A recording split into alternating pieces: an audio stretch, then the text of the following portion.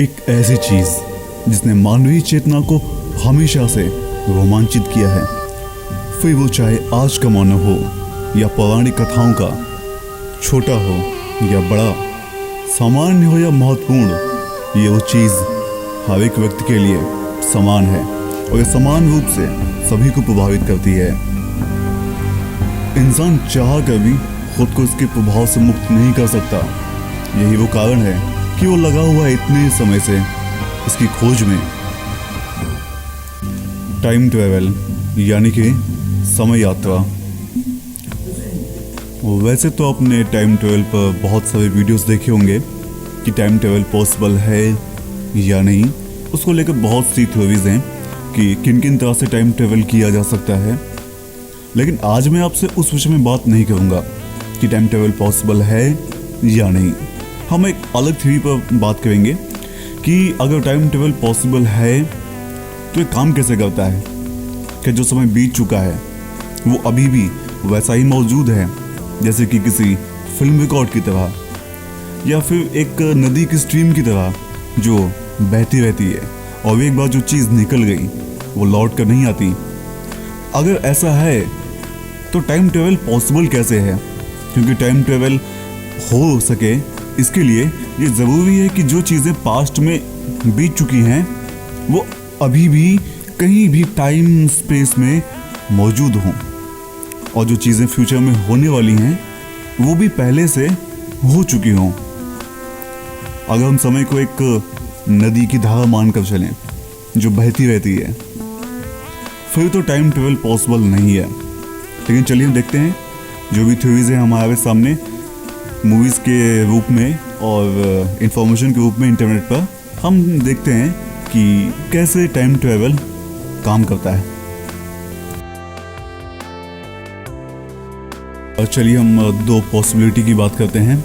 पहली ये कि आपने टाइम ट्रेवल किया, फ्यूचर से आप पास्ट में गए। तो फ्यूचर से जब आप पास्ट में गए तो आपको पास्ट के वो इवेंट दिख रहे हैं जो पहले हो चुके थे। आपको वो सारे लोग, वो सारे प्लेसेस, वो आप खुद को देख पा रहे हैं। यानी कि टाइम इंटैक्ट है। जो चीज़ एक बार हो गई वो फिक्स। जितनी भी घटनाएं पास्ट में हुई वो समय धारा में अनंत काल तक मौजूद रहेंगी। इसी तरह से जो घटनाएं भविष्य में होने वाली हैं वो भी समय धारा में पहले से मौजूद हैं। अब हम एक और पॉसिबिलिटी देखते हैं कि आपने टाइम ट्रैवल किया, लेकिन आप टाइम में पीछे ना जाके उस वक्त में अपनी ही बॉडी में पहुंच गए जहां पे आपने ट्रैवल किया।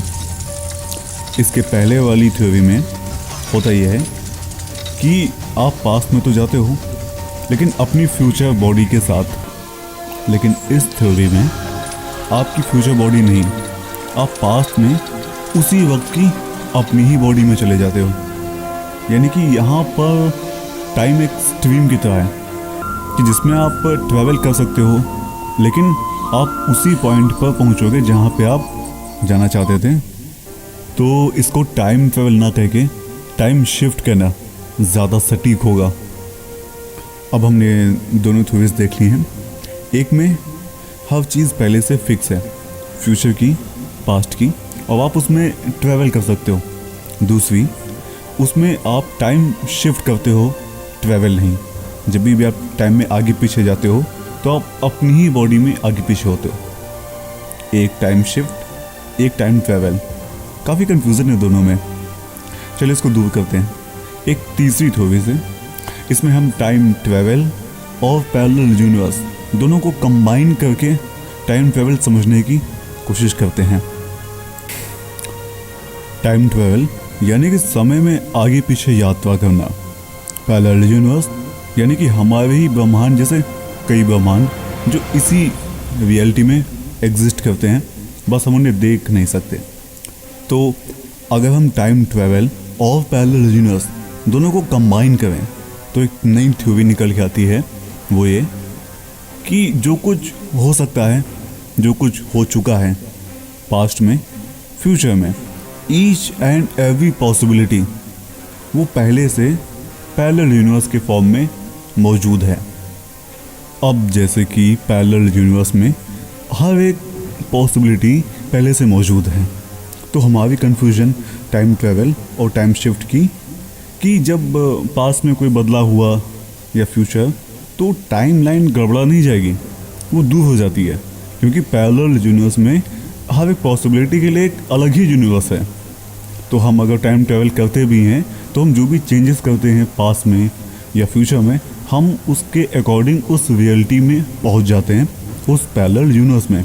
तो फिर वो सारा कन्फ्यूजन दूर हो जाता है कि पास्ट में क्या हुआ, फ्यूचर में क्या हुआ, उससे प्रेजेंट ना गड़बड़ हो जाए।